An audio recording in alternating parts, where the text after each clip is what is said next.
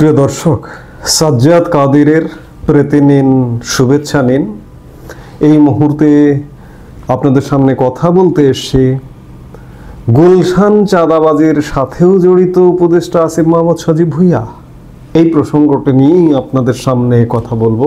আমি প্রশ্ন করলাম যে গুলশানে একটা চাঁদাবাজির ঘটনা ঘটেছিল কিছুদিন আগে। শাম্মী আহমেদ সাবেক এমপি, তার বাড়িতে সেই চাঁদাবাজির সাথেও উপদেষ্টা আসিফ মাহমুদ সজীব ভুঁইয়া জড়িত। অবাক হচ্ছেন, বিস্মিত হচ্ছেন? বাংলাদেশের মানুষ আপনারা ভাবছেন, ভেবেছেন যে পুরনো একটি ব্যবস্থা পরিবর্তন হয়েছে। পুরনো ব্যবস্থা বলতে বিগত আওয়ামী লীগ সরকার পরিবর্তন হয়েছে, হয়ে একটি নতুন বন্দোবস্তের মধ্যে আপনি ঢুকে গেছেন। আপনার জীবন সহজ করবে, আপনার জীবন সুন্দর করবে, আপনার জীবনকে সিঙ্গাপুরের জীবন বানিয়ে দেবে, মালয়েশিয়ান জীবন বানিয়ে দিবে, ইউরোপিয়ান আমেরিকান জীবন বানিয়ে দেবে। সে আশায় গুড়ে বালি, সে আশা কখনোই পূর্ণ হবার নয়। যারা এমন অপকর্মের সঙ্গে জড়িত, উপদেষ্টা আসিফ মাহমুদ সজীব ভুঁইয়া কে? কদিন আগেও খেতে পড়তে পারতো কিনা সে ব্যাপারে যথেষ্ট সন্দেহের অবকাশ আছে। একটা গ্রামের স্কুলের একটা শিক্ষকের ছেলে, বেসরকারি বা এমপিওভুক্ত একটা স্কুলের শিক্ষকের ছেলে, উপদেষ্টার বাবা এই শিক্ষকের কৃতকর্ম আপনারা ইতিমধ্যেই মাল্টিমিডিয়া গণমাধ্যমের কল্যাণে জেনে গেছেন। উপদেষ্টা আসিফ মাহমুদ সজীব ভুঁইয়ার নানান কৃতকর্ম আপনারা ইতিমধ্যে জেনে গেছেন। হেলিকপ্টার থেকে শুরু করে, অস্ত্র বহন থেকে শুরু করে, তার এপিএস এর দুর্নীতি। এপিএস দুর্নীতি মানে তো তারই দুর্নীতি। এই হচ্ছেন উপদেষ্টা আসিফ মাহমুদ সজীব ভুঁইয়া। আবার সামনে এই মুহূর্তে উপদেষ্টা আসিফ মাহমুদ সজীব ভুঁইয়ার একটা বক্তব্য রয়েছে। স্থানীয় সরকার, পল্লী উন্নয়ন ও সমবায় বিষয়ক উপদেষ্টা আসিফ মাহমুদ সজীব ভুঁইয়া বলেছেন কিছুদিন আগে যে জুলাই অভ্যুত্থানে হাজারো শহীদের রক্তের বিনিময়ে আমরা যে স্বাধীনতার কথা বলেছি, সেখানেও পূর্বের মতো বিভিন্ন উপায়ে চাঁদাবাজি, সন্ত্রাসের মতো ঘটনাগুলো চলমান আছে। ফ্যাসিবাদী শাসনের কারণে এমন একটা পরিস্থিতিতে চলে এসেছি, অনেকে মনে করে চাঁদা দেওয়াটাও মনে হয় আমার দায়িত্ব। আমাকে যে কেউ একটা টোকেন ধরিয়ে দিল, আমাকে 50 টাকা 100 টাকা দিতে হবে। এটি গত মার্চ মাসে তার এলাকা, এদের আবার এলাকা আছে, ফকির মিসকিনের এলাকা আছে, তার এলাকা কুমিল্লার মুরাদনগর উপজেলা পরিষদ প্রাঙ্গণে মহান স্বাধীনতা ও জাতীয় দিবস উপলক্ষে হিফজুল কোরআন প্রতিযোগিতা অনুষ্ঠানে এসব কথা বলেন তিনি। এই হচ্ছে আসিফ মাহমুদ সজীব ভুঁইয়ার বক্তব্য, চাঁদাবাজির বিরুদ্ধে বক্তব্য।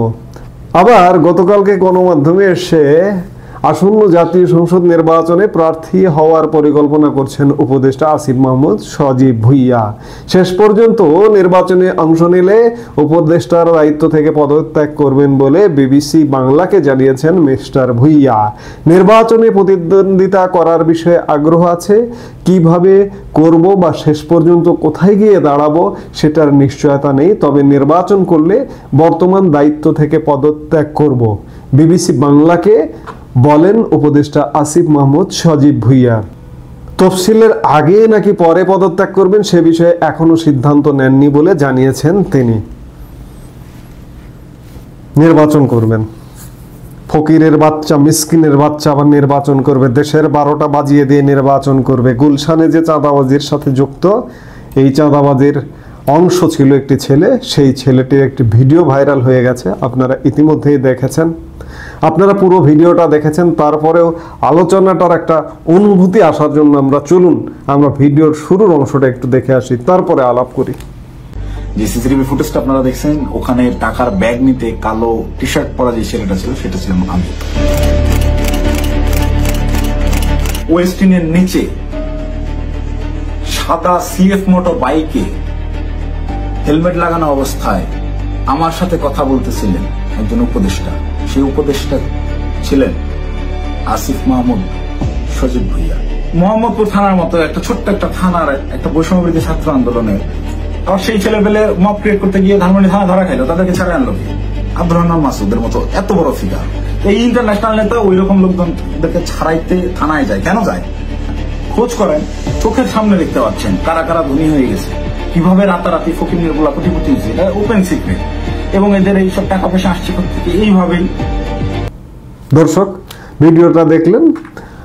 রাজধানীর গুলশানে সাবেক একজন এমপির বাসায় চাঁদা আদায়ের ঘটনায় ওই মামলায় গ্রেপ্তার বাংলাদেশ গণতান্ত্রিক ছাত্র সংসদ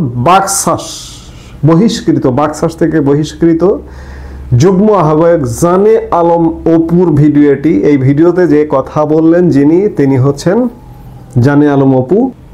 ধারণা করা হচ্ছে যে চাঁদাবাজির ঘটনার পর আত্মগোপনে থাকা অবস্থায় ভিডিওটি ধারণ করেছিলেন জানে আলম অপু। ভিডিওটা বেশ বড়, 35 মিনিটের এই ভিডিওতে ঘটনার আদ্যোপান্ত বর্ণনা করেছেন তিনি। ভিডিওতে আপনারা কিছুটা শুনলেন এবং 35 মিনিটের ভিডিও যারা দেখেছেন, 35 মিনিটের ভিডিও এখানে আপলোড করবার প্রয়োজন নেই। তাতে জানে আলম অপু বলেন যে গুলশানে চাঁদাবাজের ঘটনায় টাকার ব্যাগ নিতে ছেলেটাকে দেখেছেন, আপনারা শুনলেন, ছেলেকে দেখেছেন সেটা আমি। আপনারা একটি ফুটেজের মাধ্যমে দেখছেন যে সমন্বয়করা চাঁদাবাজিতে জড়িত। যে সমন্বয়করা গত বছর ছিল মহানায়ক, তারা হয়ে গেল চাঁদাবাজ। তিনি বলেন, আমার কিছু প্রশ্ন আছে। আপনি কি জানেন ওই দিন ভোর 5টার সময় ওই জনের ডিসি এসিকে অবগত করে একদম অফিসিয়ালি প্রসেসে পুলিশকে সঙ্গে নিয়ে শাম্মীর বাসায় আমরা অভিযান চালাই? আপনারা কি জানেন সেই অভিযানে যাওয়ার আগে গুলশানের কোনো একটি জায়গায় উপদেষ্টা আসিফ মাহমুদের সঙ্গে আমার কথা হয়? অপু আরও বলেন, মিডিয়ায় সেই বিষয়টি নেই কেন? আগের রাতে অভিযানের বিষয়টি মিডিয়ায় ধামাচাপা দেওয়া হলো কেন? ভোরবেলা আইন শৃঙ্খলা বাহিনীর সেই অভিযানের তথ্য নেই কেন? অভিযানের সময় আমরা বুঝতে পারি শাম্মী সেখানে ছিলেন, কিন্তু তথ্য পেয়ে তিনি পালিয়েছিলেন। যে 2.5 মিনিটের ভিডিও ভাইরাল করে আমাদের রাতারাতি ভিলেন বানানো হলো, তাদের কাছে চ্যালেঞ্জ, সৎ সাহস থাকলে আগের রাতের সিসিটিভি ফুটেজ প্রকাশ করেন, দেখি কে ফোন করেছেন, কার ফোনে শাম্মী ওই বাসা থেকে বের হয়েছেন, ইত্যাদি ইত্যাদি অনেক কিছু বলেছেন 35 মিনিটের ভিডিওতে। অর্থাৎ এই চাঁদাবাজিটার সঙ্গে সরাসরি জড়িত আসিফ মাহমুদ, সজীব ভুইয়া। আমরা তো পরিবর্তন দেখব। আজকে যারা দেশ শাসন করছে, আজকে যারা তাণ্ডব চালাচ্ছে, তারা ভয়ঙ্কর, তারা ভয়াবহ। আওয়ামী লীগকে বলবো, আপনারাই সংশোধন হয়ে ফিরে আসুন। আপনারা ছাড়া এই জাতিকে, এই দেশকে কেউ বাঁচাতে পারবে না। এই যে ছাত্র সমন্বয়ক উপদেষ্টা, অতঃপর আসিফ মাহমুদ, সজীব ভুইয়া, টোকায়, এদেরকে টোকায়ও বলে মানুষ। নির্বাচন করবে কুমিল্লার মুরাদনগর থেকে। কুমিল্লার মুরাদনগর এলাকায় তার যে অবস্থা, তার পরিবারের যে অবস্থা, কবে না জনরোষে তার পিতাকে ধরে পিটিয়ে মানুষ ধ্বংস করে দেয়। এরকম অবস্থা চলছে। এরা করবে ইলেকশন, এরা করবে আপনাদের সংস্কার, এরা করবে আপনার দেশ উদ্ধার। অর্থাৎ এরা এমন কোনো অপকর্মে নেই যে জড়িত নয়। ভাই, আওয়ামী লীগের আমলে যে অপকর্মগুলো হয়েছে, অপরাধগুলো হয়েছে, এমনটা হয়নি। অনেক ভালো ছিল, এদের তুলনায় অনেক ভালো ছিল। প্রত্যেকটা ভিডিওতে বলি, আজকে আমি কোনো দল করি না ভাই, আমি একদম বিনয়ের সাথে বলছি। জীবনে কোনো রাজনৈতিক দলের সঙ্গে আমার কোনো সংশ্লিষ্টতা ছিল না। আওয়ামী লীগের কোনো লোক বলতে পারবে না যে আমি তাদের রাজনীতির সাথে জড়িত। বিএনপির কোনো লোক বলতে পারবে না আমি তার রাজনীতির সাথে জড়িত। আর জামাত তো প্রশ্নই আসে না। আমি একদম নিরপেক্ষভাবে বলছি, আপনাদেরকে বিনয়ের সাথে বলছি যে আজকে যে অবস্থা, তার তুলনায় আওয়ামী লীগ অনেক ভালো। আওয়ামী লীগকে ফিরে আনুন, ফিরে আনবার জন্য সবাই চেষ্টা করুন। ধরে নিলাম আওয়ামী লীগ খারাপ ছিল, আওয়ামী লীগের পরিবর্তে আপনি বিএনপিকে দায়িত্ব দেবেন? গত 1 বছরে বিএনপির কর্মকাণ্ড দেখছেন না? বিএনপি আমাদেরকে কোথায় নিয়ে যাবে একবার চিন্তা করেছেন? এক বাহিনী খেয়ে গেছে, আর এক বাহিনী খাচ্ছে, এবং খাওয়াটা, ওই বাহিনীর খাওয়ার মধ্যে একটা লিমিটেশন ছিল, রাগ ঢাক ছিল। এই যে আর এক বাহিনী, এই বিএনপির বাহিনী খাচ্ছে, খেতে খেতে একদম বদহজম করে ফেলছে। খাচ্ছে কখনো কখনো খেতে খেতে বমি করে ফেলছে।